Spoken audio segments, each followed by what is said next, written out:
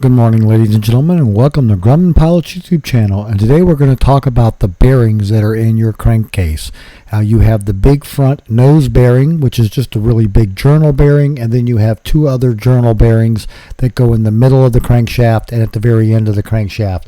But the nose bearing is the really big one because it carries the load of the propeller. So stay tuned while we look at some bearings, some new ones, and we talk a little bit more about how they're constructed and why we use them. So we would like to ask you please subscribe, hit the like button, and hit the notify to stay current with our content.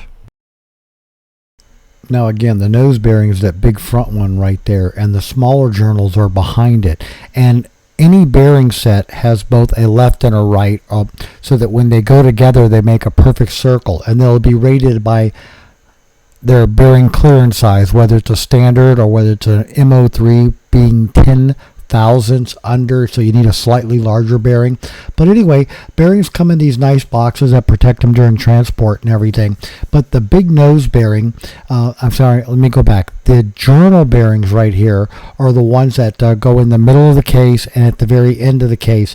Now these are bearings that we're having to replace. They only have 6 minutes of runtime, so that you see very little wear on the bearing face.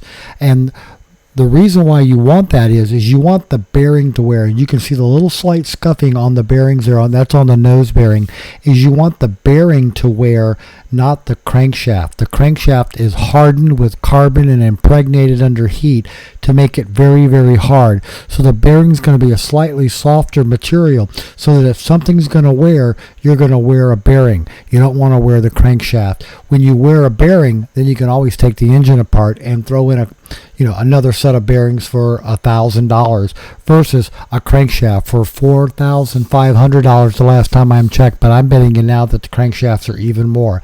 So anyway, ladies and gentlemen, we hope you found all this useful and informative. Here's the nose bearing right there on the engine stand, getting ready for the engine build, checking it all. But anyway, we hope you found all this useful and informative. Thanks so much for watching, and have a great day flying your Grumman. Freckles, our cat supervisor, and we'd like to introduce the new cats to you. We have Hopscotch there on the left. The other small ginger is Tarzan. He came with that name, and his sister will be popping up in just a second, and her name is Sweet Pea. These are the new cats that we've adopted into our home. It's going to be a nice little family, and we're having a ball. Thanks for watching.